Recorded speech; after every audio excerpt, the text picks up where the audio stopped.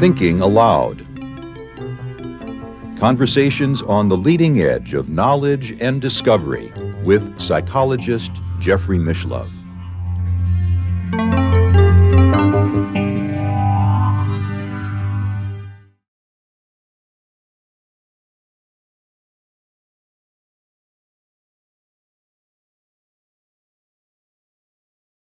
I have a background in parapsychology, and the founder of the modern era of parapsychology is J.B. Rhine. He did a lot of good scientific research starting in the 1930s at Duke University, but it was met with a lot of hostility.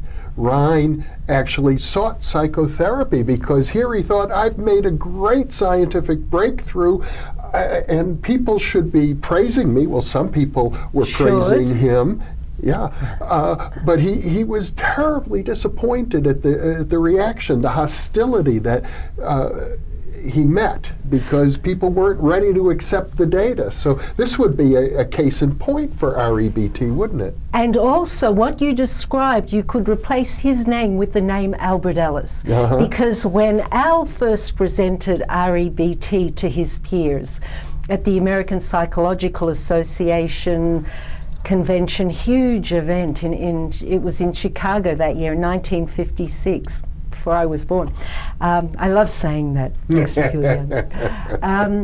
He was booed and jeered and called stupid and superficial and simplistic because the dominant approach then was psychoanalysis. Yes. You know, you could say Freud was the lord. Yeah, Freud's a deep, unconscious problems that have to be brought to the surface through years of psychoanalysis, and Al basically rejected that. He did. I mean, his training was in psychoanalysis, and he was a very good one. But as he practiced with his clients, he saw increasingly that though many of them felt better after a session and talking and all, they weren't getting better. They were continuing to think and act in ways that created emotions that dampened their quality of life. And so bit by bit in his psychoanalytic practice, Al introduced homework. He became more active directive. Bit by bit he was formulating and writing about the approach that was to become first called rational therapy, then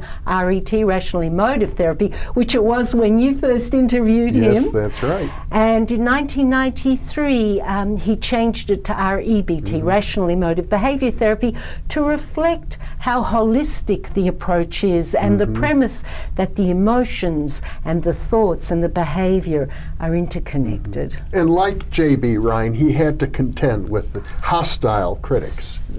Great hostility.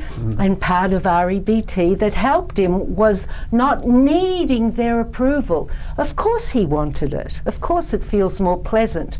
But if you need something, you're desperate and you don't get it, a person can make themselves depressed or anxious or both, devastated. When you want it, which is healthy, but don't get it, one doesn't like it, but is not debilitated and doesn't waste energy on woe is me and it's terrible and awful, and just continues on their path of doing what they can to bring their goal to fruition. In Al's case, he knew his approach worked with many people.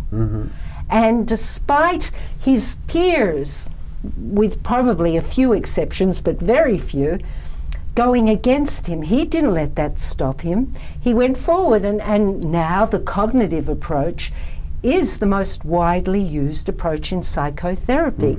If Al had needed approval and been damned the way he was and just, went back to his psychoanalytic practice or whatever, the world would have been very deprived of his knowledge. Well,